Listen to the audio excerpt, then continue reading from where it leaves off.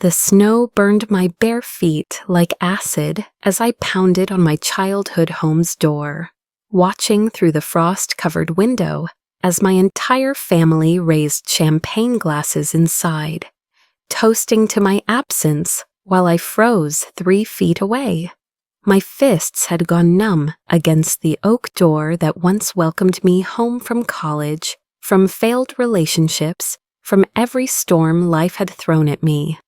But tonight, December 23rd, that same door might as well have been a wall between 2 different worlds. Inside, golden light from the chandelier cast my family in a warm glow that looked like a Christmas card. Outside, I stood in designer heels that were now abandoned somewhere in the snowbank behind me, my silk dress doing nothing against the 15-degree wind chill that turned my breath into desperate white clouds. Through the dining room window, I could see everything with the clarity that only comes from being excluded. My mother, Patricia, stood at the head of the table where my father used to sit, her silver hair perfectly coiffed, raising a glass of what I knew was Dom Perignon. She only brought it out for victories, and there, catching the light on her wrist like a green flame, was my grandmother's emerald bracelet, the one she'd promised me on her deathbed, the one my mother had sworn was lost. She saw me watching. Our eyes met through the frosted glass, and in that moment, her face transformed into something I'd never seen before, pure, calculated triumph. She brought her fingers to her lips and mouthed 3 words that cut deeper than the ice under my feet. "You're not welcome." My brother Mark laughed at something, his twins bouncing on his lap. My sister Lisa clinked her glass against her husband's. Even my cousins were there, the ones who used to call me their favorite.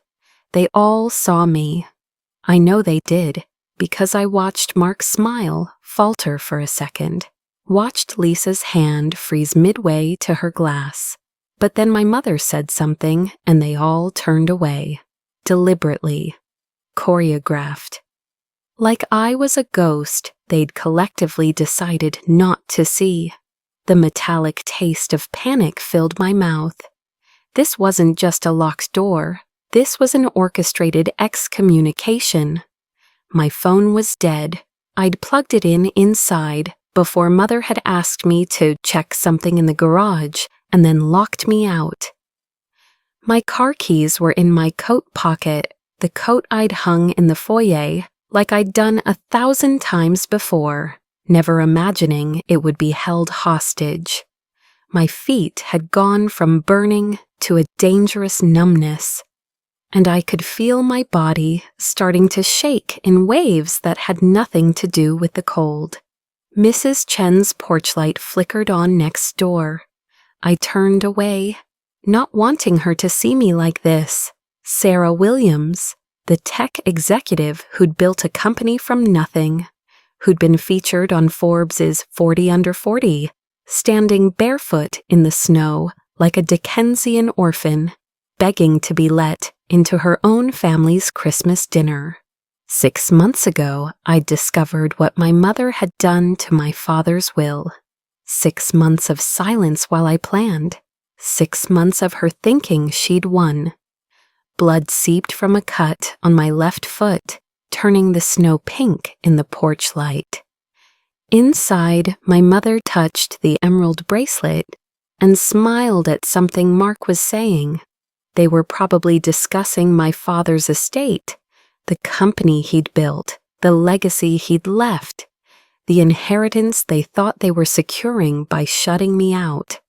What they didn't know was that I'd been expecting this, and the documents they were signing inside weren't the ones my mother thought they were. I should have seen it coming, really. You don't build a $50 million tech company from scratch without learning to read people, to spot the con before it fully forms. But Patricia Williams wasn't just people, she was my mother. And that blind spot nearly cost me everything. 8 months earlier, I'd stood in Mercy General's sterile hallway, still in my presentation clothes from the investor meeting I'd left mid-pitch when the call came. Dad was gone. A heart attack in his sleep, they said. Peaceful, the way he would have wanted. Except nothing about the months that followed was peaceful. My father, Robert Williams, had built his construction empire the same way I'd built my tech company, with his bare hands and an inability to accept "that's impossible" as an answer. We were alike that way, he and I. Maybe that's why Mom always preferred the twins, Mark and Lisa. They were easier, malleable. They laughed at her jokes, accepted her version of events, never questioned why Dad's coffee mug was always half full and abandoned, or why he'd started falling asleep at the dinner table in his final months. The discovery came by accident. I'd been in Mom's study looking for Dad's insurance papers when I found the draft documents, wills, plural, each one dated differently, each signature slightly different, like someone had been practicing. The real will, the one Dad had shown me 2 years ago, the one leaving me the company because Mark had his architecture firm and Lisa had her husband's money, was nowhere to be found. Instead, there was a new version dated just 3 days before his death, leaving everything to Patricia with strict instructions that I was to receive nothing. Due to her absence during my time of need, it read, "My daughter Sarah has shown her true priorities." The bitter irony? I'd been absent because I was in Shanghai, closing the deal that would secure my company's future. Dad had insisted I go. "Don't you dare cancel for me," he'd said on our last call. "I'll be here when you get back." The bracelet had been the first clue something deeper was wrong. Grandmother Rose had pressed it into my hands during her final Christmas, her fingers barely able to close mine around it. "This stays with you," she'd whispered. "Patricia has enough. This is yours." But after the funeral, when I'd asked about it, Mom had looked me straight in the eye and said it must have been buried with Grandmother. "You know how confused she was at the end," she'd added, patting my hand with that false sympathy she'd perfected over the years. But 2 weeks ago, I'd seen a flash of green at her lawyer's office when I'd been downtown for a meeting, the same distinctive Art Deco setting, the same emerald that Grandmother had worn every Sunday to church. My mother was wearing my inheritance like a trophy. The Christmas invitation had come last week, formal and cold. "The family would appreciate your presence at Christmas dinner." Not "I want you there," or "please come home." The family. Like I was a business associate being summoned to a board meeting. I'd spent 6 months after finding those forged papers doing what I did best, analyzing systems, finding weaknesses, building solutions. My company had developed document authentication software that could detect forgeries down to the microscopic level. I'd bought my parents' mortgage through a shell company when Mom had refinanced it. I'd hired forensic accountants, private investigators, digital archaeologists to piece together the truth. And the truth was this: my mother had been slowly poisoning my father with his heart medication, giving him doses that would weaken him gradually, make him seem naturally ill. The tox screen I'd ordered from his preserved blood samples confirmed it. Not enough to trigger an autopsy, but enough to kill him over time. She'd isolated him from me with lies about my abandonment, turned my siblings against me with stories of my greed, and positioned herself as the grieving widow who only wanted to honor her husband's final wishes. The stakes weren't just about money, though the estate was worth over $30 million. This was about my father's legacy, his good name, and the truth of who he really was. A man who loved all his children, but knew which one would honor what he'd built.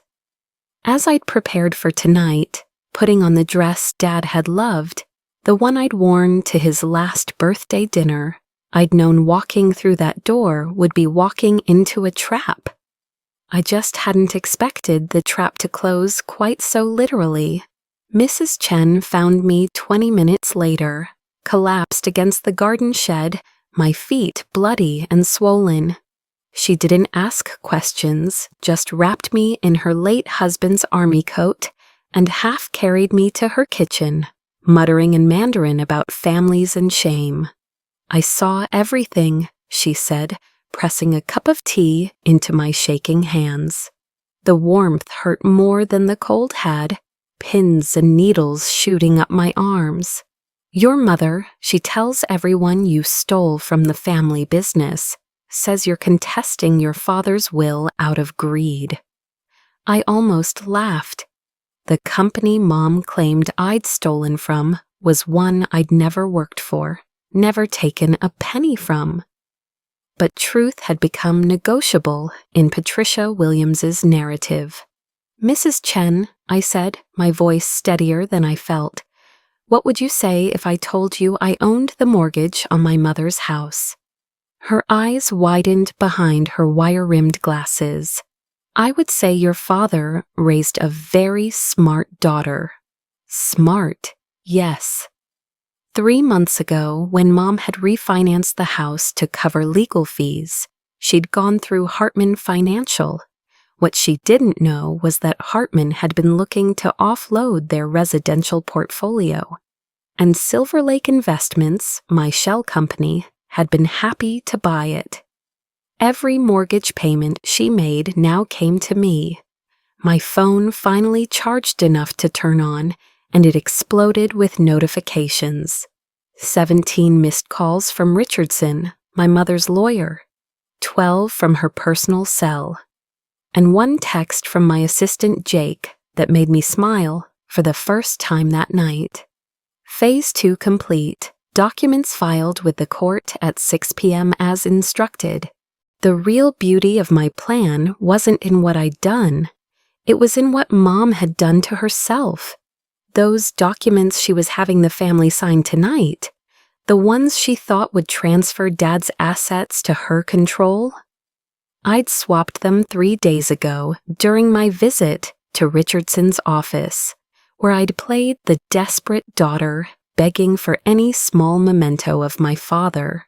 Richardson's secretary had been so moved by my tears that she'd left me alone in the conference room for 10 minutes. More than enough time. The papers they were signing gave me power of attorney over the entire estate, but that wasn't even the best part. The best part was that each document contained my company's proprietary invisible watermark, one that would only appear when scanned by court-certified equipment, and that watermark, it would reveal the original forgeries underneath. My mother's practice signatures, bleeding through like guilty confessions. She's been telling everyone about the Christmas bonus she's giving the family. Mrs. Chen continued, refilling my tea. 20,000 each, she said, from your father's account. My father's account that had been frozen 6 hours ago when my lawyers filed the emergency injunction. By morning, every transaction Mom had made in the last 6 months would be under federal investigation. "Mrs. Chen," I said, "would you be willing to testify about what you saw tonight?" She patted my hand, her skin paper soft but her grip firm. "Your father helped my husband get his citizenship papers 30 years ago. Never charged us a penny, I don't forget." My phone rang. "Jake, Sarah, you need to know. Your mom's already trying to file a restraining order against you. claims you threatened her. When?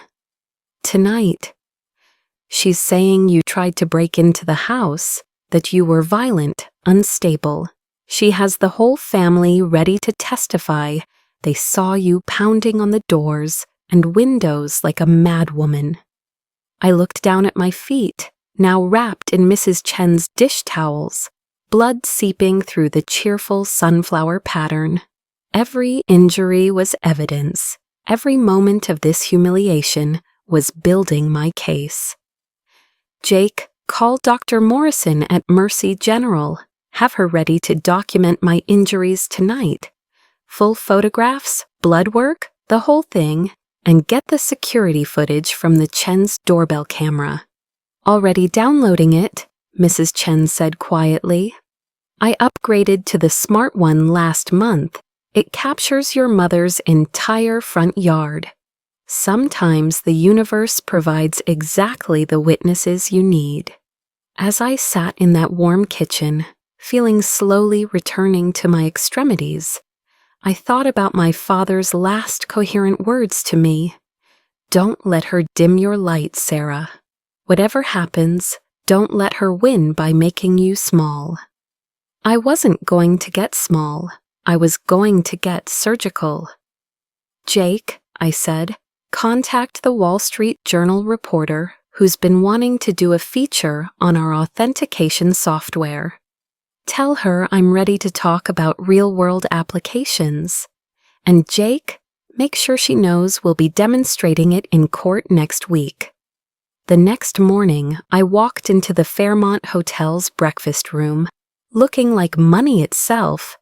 Armani suit, grandmother's pearl necklace, the one thing Mom hadn't stolen, and Jimmy Choo heels that cost more than most people's rent. If my feet screamed with every step, my face didn't show it. The entire family was there for their traditional Christmas Eve brunch. Mom had texted everyone except me, of course, but hotels have public dining rooms, and I'd made a reservation under my company name weeks ago. Sarah, Lisa's fork stopped halfway to her mouth. What are you doing here? Having breakfast, I said, settling into my table, directly in their line of sight. The Eggs Benedict is supposed to be excellent. My mother's face went through a fascinating series of micro-expressions, surprise, rage, calculation, and finally that practiced concern she wore like designer armor. Darling, after last night's episode, I really think you should seek help. Episode? I tilted my head, letting confusion play across my features. You mean when I came for dinner, at the time you specified in your invitation? I pulled out my phone, showed the text to the tables around us, whose attention we'd already captured. This invitation? Mark shifted uncomfortably. Sarah, you were aggressive, trying to break in to my childhood home, where I was invited. I let my voice carry just enough. Where I left my coat and car keys before Mom asked me to check something in the garage. She's lying, Patricia hissed, but her hand went to the emerald bracelet, a tell she didn't know she had. Mrs. Williams? The hotel manager appeared. I'd called him earlier about a potential corporate event. I have those contracts ready for your signature for the company Christmas party next year. I signed with a flourish, making sure Mom saw the company name, the 7-figure deposit.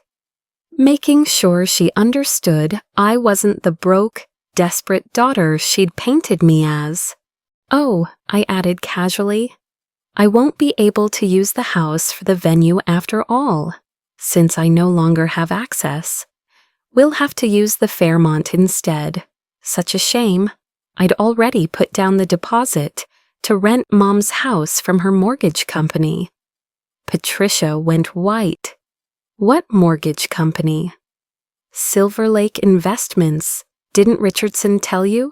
They bought your loan 3 months ago. I smiled sweetly. I was trying to help, actually. Thought if I rented the house for corporate events, it would help with your payments. But after last night, Mark, who'd always been quicker than Lisa, was starting to piece things together. Mom, you said Sarah was broke, that her company was failing. It is, Patricia started, but I cut her off by pulling up my phone. Forbes just did a feature. Would you like to see the valuation?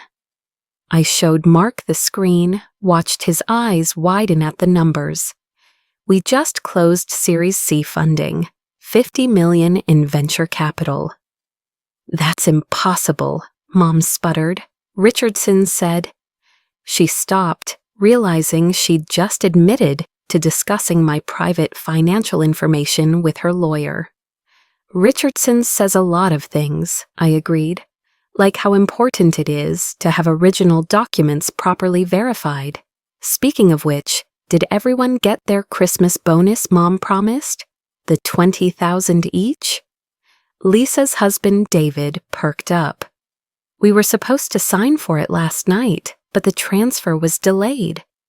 Delayed? I feigned surprise.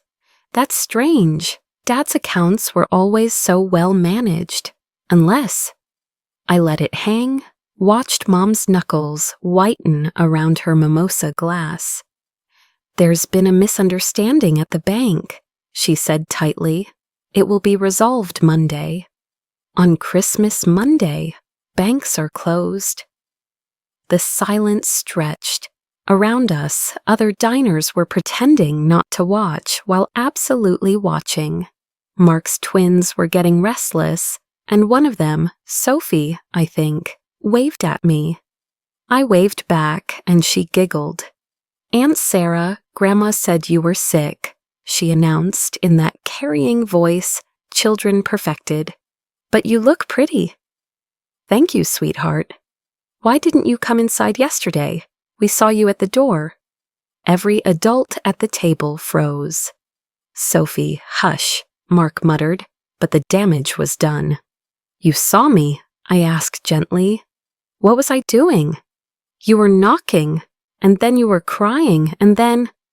That's enough, Patricia snapped, and Sophie's face crumpled. The tables around us had gone completely silent. A woman at the next table was recording on her phone, pretending to take a selfie. That's when Mark's phone rang. He answered, his face growing increasingly confused. What do you mean? The papers we signed aren't valid. We had them notarized. He looked at Mom. Richardson wants to talk to you, now. Lisa pulled me aside as the family filed out, her fingers nervous on my arm. Sarah, there's something about Dad's death Mom doesn't want you to know. We sat in my car, the heated seats helping the constant ache in my feet. Lisa had always been the gentler twin, the one who cried at commercials and kept every birthday card. But she'd also been the one who never questioned Mom, never pushed back, never asked why. The night Dad died, she started, then stopped, pulling at her wedding ring. I was there. Mom had called me over, said Dad wasn't feeling well. But when I got there, he seemed fine. Better than he'd been in weeks, actually. He was in his study, working on something. My heart rate picked up. Working on what? I don't know, but he asked me to witness something, a video on his phone. He made me promise not to tell Mom. The blood drained from my face. Lisa, where's that phone? Mom said it was lost, but... She reached into her purse, pulled out an old iPhone. I found it in her jewelry box last month when I was helping her pack for the estate sale. I kept it because something felt wrong. With shaking fingers, I powered it on.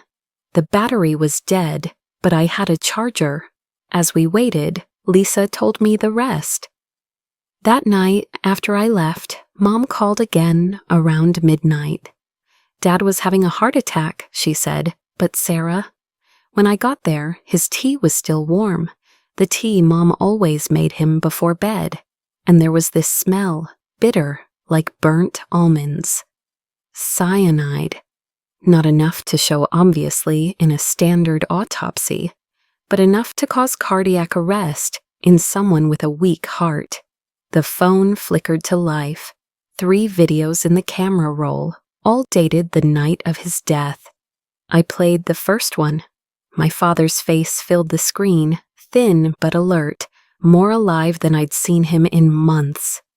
If you're watching this, it means I was right about the tea. His voice was steady, matter of fact, the same tone he'd used when teaching me to read blueprints.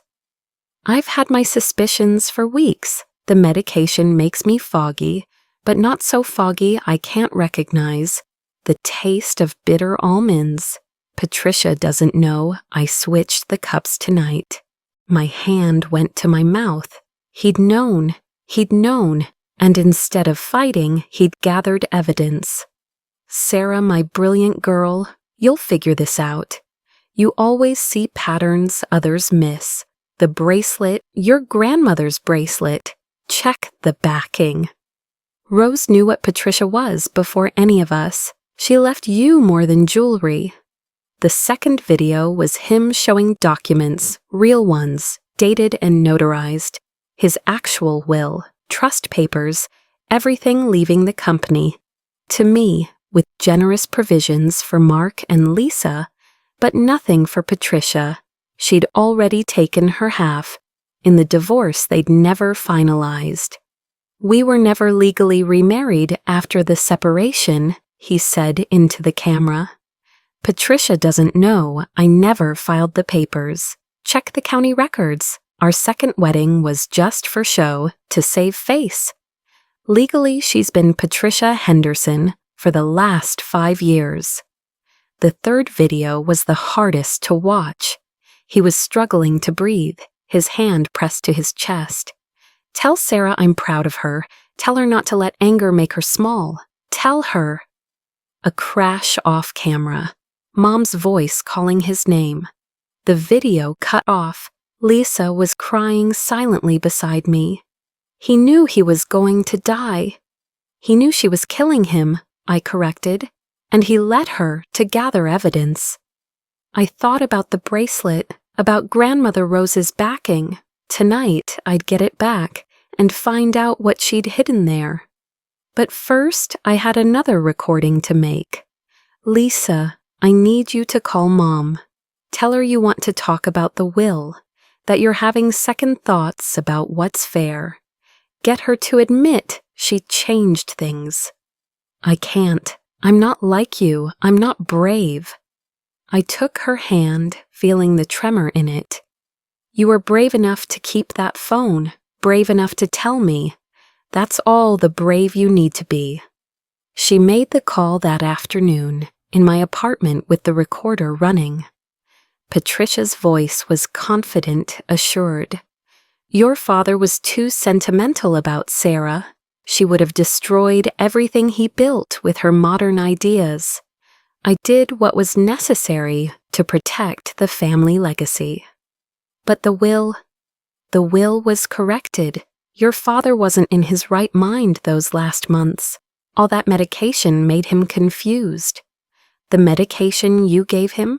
A pause, then carefully. The medication his doctor prescribed, though I may have been generous with the doses. He was in so much pain, Lisa. It was merciful. Merciful. She'd called murdering my father merciful. The private investigator my mother hired was good. Former FBI, the kind who knew how to track digital footprints and paper trails. I spotted him 3 days after Christmas, pretending to read a newspaper in the coffee shop across from my lawyer's office. I had 2 choices: let him follow me and risk him discovering my meeting with the forensic accountant, or turn the surveillance to my advantage. I chose option 3, make him think he'd caught me in something entirely different. I called Jake. Remember that dating profile you've been nagging me to set up? Now's the time. 20 minutes later, I was sitting across from Marcus Chen, Mrs. Chen's nephew, a corporate lawyer who'd agreed to play along. To anyone watching, we were on a coffee date.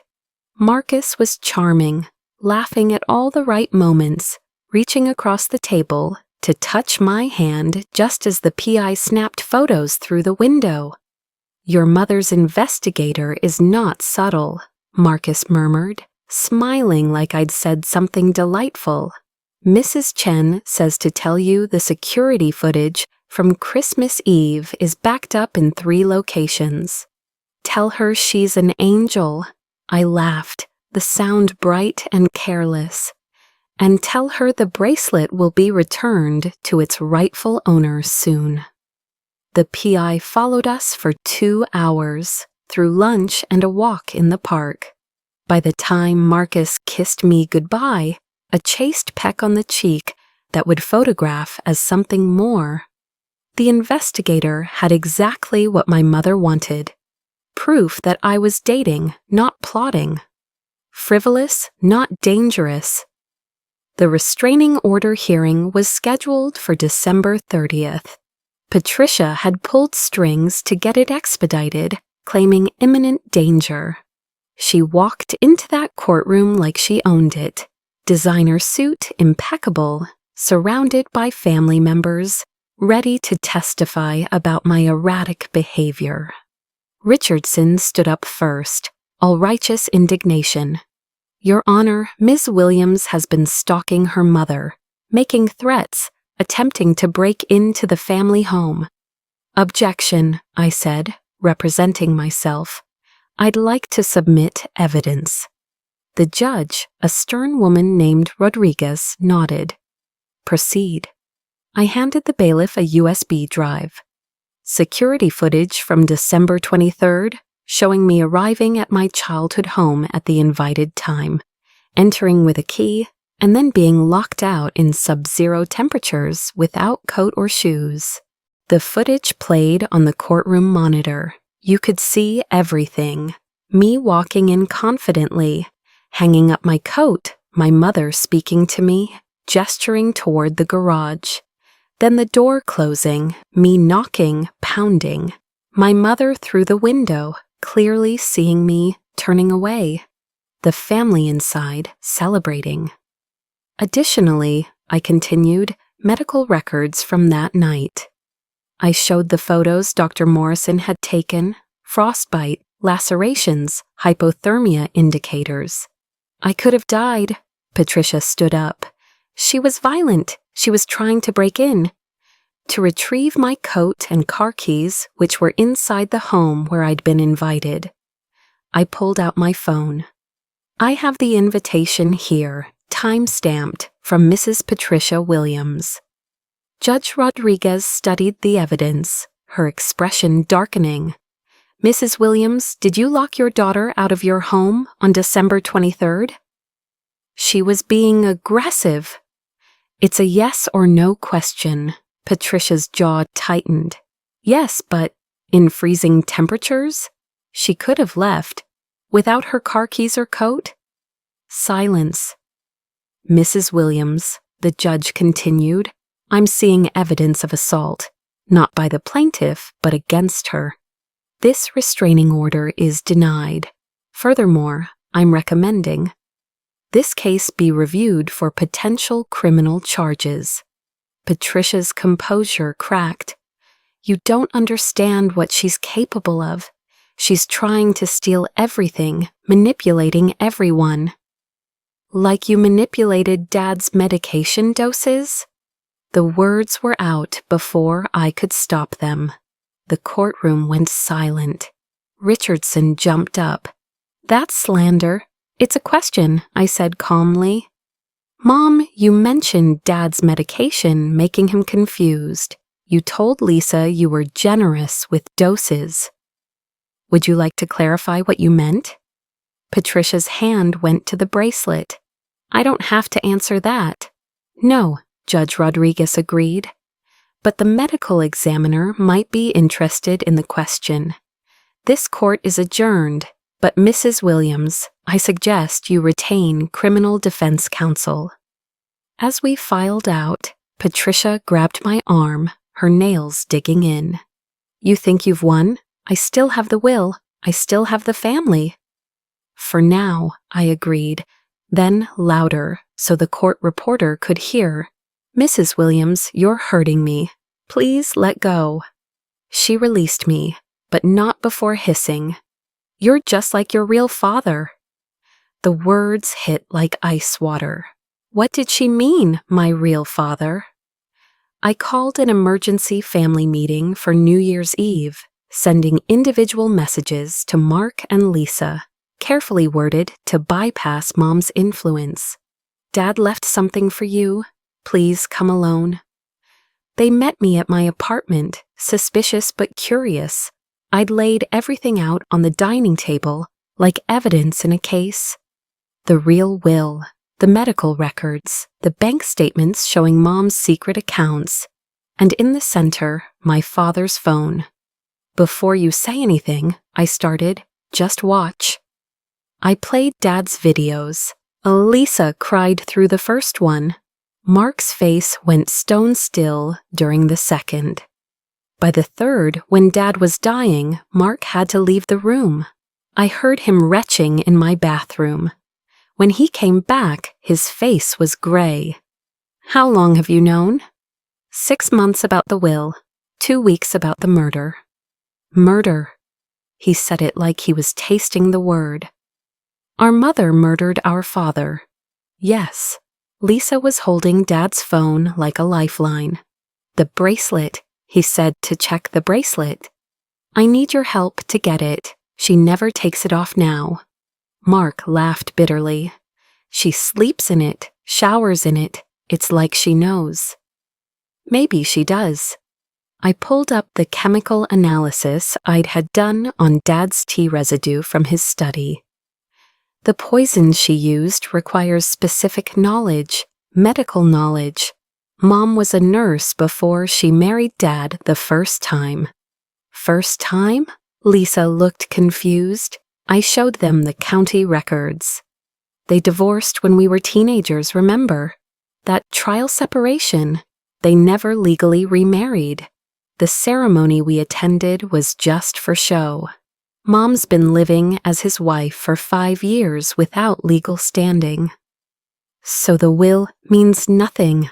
A legal spouse would have rights, but a girlfriend who murdered her partner?" I shrugged. "Prison." Mark was pacing now, his architect's mind working through structures. The board meeting. Mom's call it for January 2nd to formally transfer the company. With documents I've already had replaced. I explained about the forgeries, the watermarks, the trap I'd set. Their eyes widened as they understood the scope of it. "Every paper she's filed since Dad's death is fraudulent," I finished. "And when she presents them to the board, our software will expose them all." "But we signed those papers too," Lisa protested, "on Christmas Eve." "No, you signed documents making me executor of Dad's estate, with full power of attorney. Mom thought you were signing away your rights to her.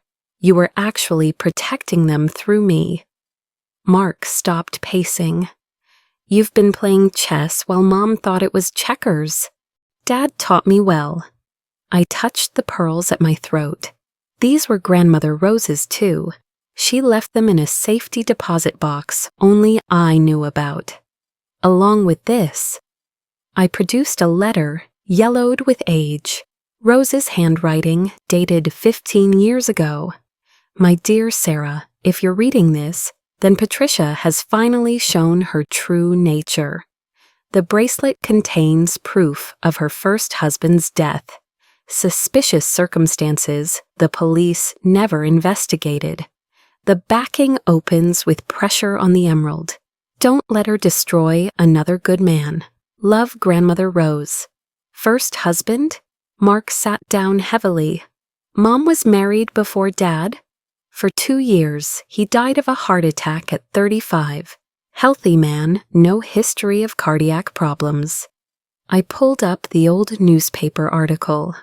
left her everything. The room was silent as the implications sank in. "We'll get the bracelet at the board meeting," I said finally. "She'll wear it. It's her trophy. When the documents are revealed as forgeries, when Dad's video plays, when she realizes she's been caught, she'll run. That's when we stop her." "How?" Lisa asked. "With the truth and with this." I held up a court order. Judge Rodriguez expedited it. Exhumation and full toxicology on Dad's body. The results will be ready January 2nd. Mark stood up. Decision made. "What do you need us to do?" "Just be there. Stand with me. Show her that she's lost the one thing she values more than money: control over her children." Lisa took my hand. "Dad would be proud of you." "He'd be proud of all of us," I corrected. "We're ending this the right way, together." The boardroom at Williams Construction hadn't seen drama like this since my father had bought out his partner 20 years ago. January 2nd, 9 a.m. sharp. The entire board assembled. 12 members who'd built empires alongside my father, who'd attended my graduation, who'd sent flowers to his funeral. Patricia entered like a queen, the emerald bracelet catching the morning light. She'd dressed for victory, Chanel suit, diamond earrings, the kind of armor rich women wore to war. Richardson flanked her left, a young associate on her right, carrying boxes of documents. I was already there, sitting in my father's chair. The audacity of it made her stumble, just for a second. "That's not your seat," she said coldly. "According to these documents, it is." I slid papers across the table. "Power of attorney signed by you and the beneficiaries on Christmas Eve." She snatched them up, scanning frantically. "This isn't what Richardson?" Her lawyer was reading his own copy, his face draining of color. "Patricia, these aren't the documents I prepared." "No," I agreed pleasantly. "Those were destroyed. What you filed with the court, what you've all signed, makes me executor of Robert Williams's estate." "Impossible. You weren't even there." "I didn't need to be. My assistant Jake filed everything electronically at 6 p.m., as is perfectly legal. The documents you thought you were signing? Decoys. The real ones were already processed." Board member Harold Chen, Mrs. Chen's son, though Patricia didn't know the connection, cleared his throat. "Perhaps we should review the authentication before proceeding." "Excellent idea." I opened my laptop, connected it to the presentation screen. My company developed authentication software that can detect forgeries through microscopic analysis. Let's test it on the will Mrs. Williams submitted. "This is ridiculous," Patricia started, but I was already scanning. The screen lit up with the document. Then, slowly, like blood seeping through cloth, red letters appeared across it. "Fraudulent, fraudulent, fraudulent." "Interesting," I mused. "Let's try the original will, the one Dad filed with his personal lawyer 2 years ago." Green check marks appeared. Authentic, verified, legitimate. "Now," I continued, my voice steady despite my racing heart, "let's watch something Dad recorded the night he died." The video played on the boardroom screen. 12 board members watched their friend and leader explain his murder with the calm precision of a man presenting quarterly reports. When he mentioned the bitter almond tea, Harold's mother's information suddenly made sense to him. He shot me a look of understanding. Patricia stood up. "This is fabricated, deep-faked. You can't prove—" "The medical examiner can." I placed the toxicology report on the table. Cyanide and digitalis in doses that would cause cardiac arrest while mimicking natural causes. The exhumation was completed yesterday. The room erupted. Board members shouting questions, Richardson trying to distance himself, Patricia backing toward the door. "Oh, and Mom," I said, my voice cutting through the chaos. "That beautiful bracelet you're wearing? Grandmother Rose left me something in it."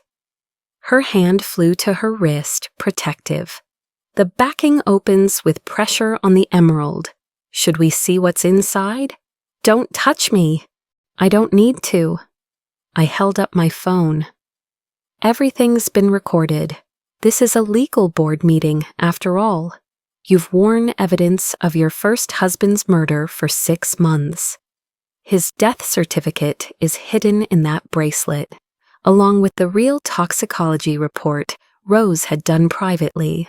She knew what you were." Patricia ripped the bracelet off, threw it on the table. The backing had popped open in her grip, and a tiny rolled paper fell out. Harold unrolled it carefully. "Death by poisoning," he read. "Suspected homicide. Private investigation by Rose Williams." The silence was deafening. Then Patricia laughed, high and sharp. "You think you've won? You think you can prove any of this? I'm your mother. I gave you life." "No," a voice said from the doorway. Mark walked in, followed by Lisa. "You gave us life, but Dad gave us love, and Sarah gave us the truth." They stood beside my chair, a united front for the first time in years. Patricia's composure finally shattered completely. "You ungrateful, I did everything for this family. Your father would have squandered it all. He was weak, sentimental, always giving money away." "He was generous," Lisa said quietly. "Kind. He was a fool," Patricia screamed. "Just like his mother, always suspicious, always watching. I should have dealt with her sooner."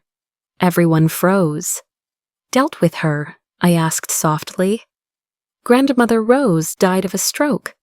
"After her tea," Patricia spat. "Just like Robert, just like—" She stopped, realizing what she'd confessed.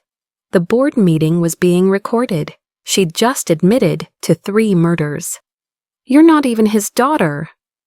Patricia's final words as security escorted her out hung in the air like smoke from a discharged gun. For a moment I considered pursuing it, demanding answers. Then I looked at Mark and Lisa, saw my own features reflected in theirs, and decided some victories weren't worth winning. The aftermath moved with corporate efficiency. Patricia was arrested that afternoon, charged with Robert's murder, with investigations opening into Grandmother Rose and her first husband. Richardson lost his license for forgery and conspiracy. The company transferred smoothly to my control, with Mark and Lisa as equal partners in the profits, if not the management. I kept my promise, no vindictive prosecution beyond what justice demanded. Patricia took a plea deal, 25 years with possibility of parole in 15. She'd be 75 when she got out if she lived that long. The house she'd locked me out of became hers to keep, but only because I paid off the mortgage and put it in a trust for Mark's twins. Let her live with those memories. Mark and Lisa needed time, therapy, space to grieve both parents, the father they'd lost and the mother they'd never really had.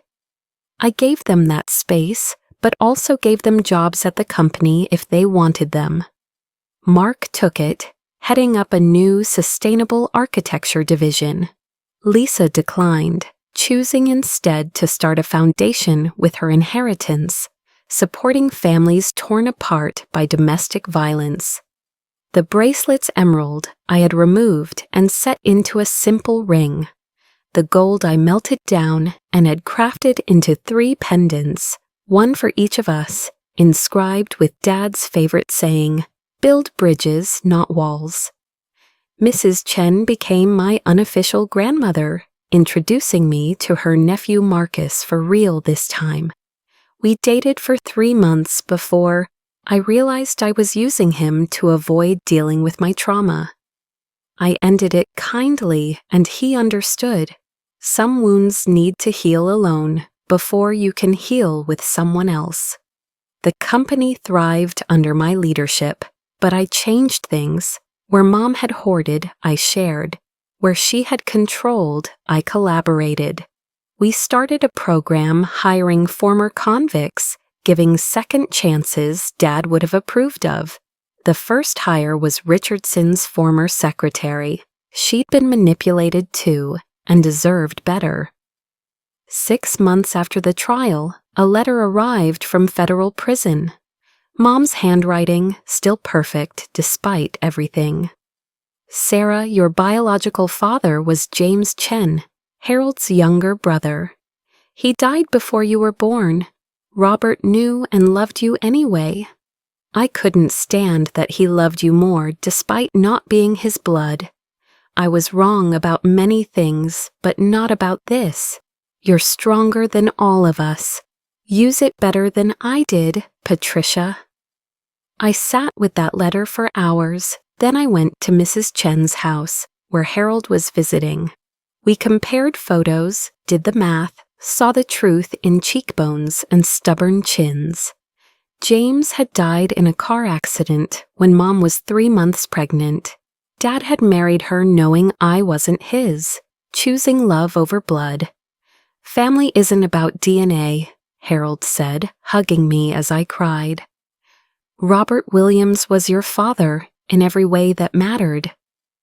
The company I'd built in tech merged with Dad's construction empire, creating sustainable smart homes that would have made him proud. We named it Williams Chen Enterprises, honoring both my fathers, the one who raised me and the one whose heritage I carried. Mark's twins grew up knowing their Aunt Sarah not as the woman who destroyed their grandmother, but as the one who saved their grandfather's legacy. Lisa's foundation helped hundreds of families escape cycles of abuse. The authentication software I developed became the gold standard for legal documents, preventing countless forgeries. And Mom? She served 12 years before pancreatic cancer took her. I visited her once, near the end. She looked smaller, grayer, but her eyes still held that calculating gleam. I suppose you want an apology, she said. No, I want to know if you ever loved him. She considered this. I loved what he could give me. Is that love? No, I said. It's not. She died 2 weeks later. I paid for her funeral, buried her next to her first husband with a simple stone. Mark and Lisa didn't attend. Some bridges weren't meant to be rebuilt. Christmas Eve, 1 year later. I stood at the doorway of my childhood home, key in hand, snow falling soft as whispers around me. The same door that had been locked against me now opened at my touch, warm light spilling onto the porch where I'd once bled into the snow. Aunt Sarah, Sophie, and her sister Ruby ran to me, grabbing my hands, pulling me inside.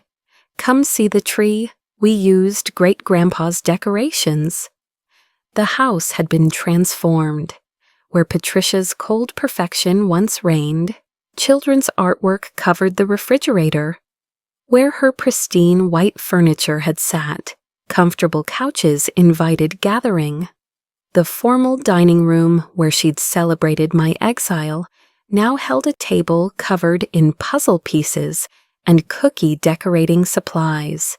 Mark appeared from the kitchen, flower in his hair. Fair warning, I'm attempting Dad's sugar cookies. Results not guaranteed. Lisa hugged me, her foundation's latest success story playing on the news behind her.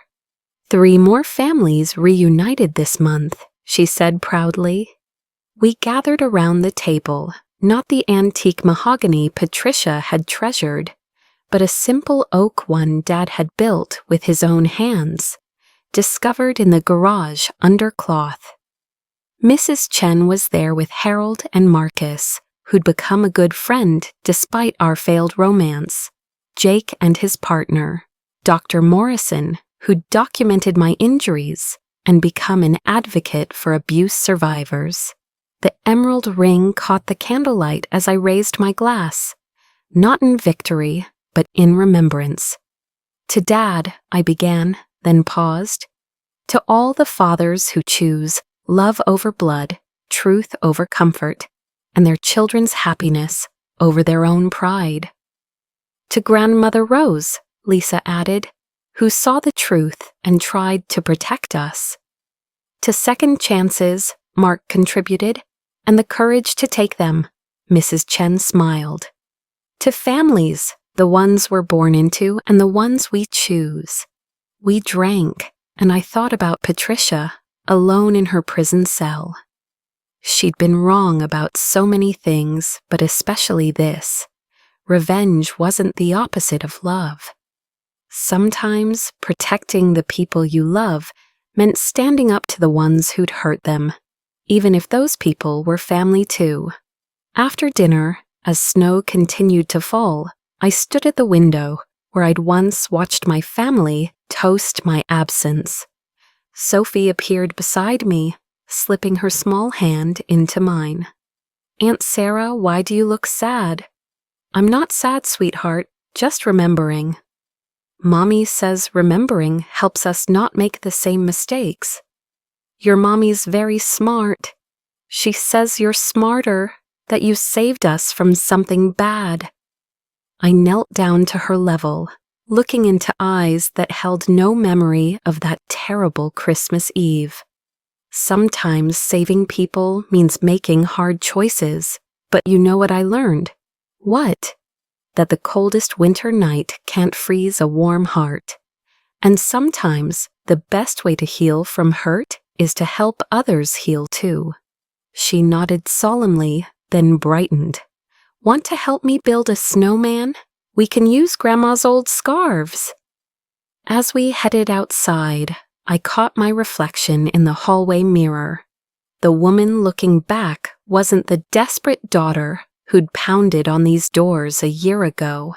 She wasn't the vengeful victim who'd orchestrated Patricia's downfall. She was someone new, forged in ice and betrayal, but choosing warmth and truth.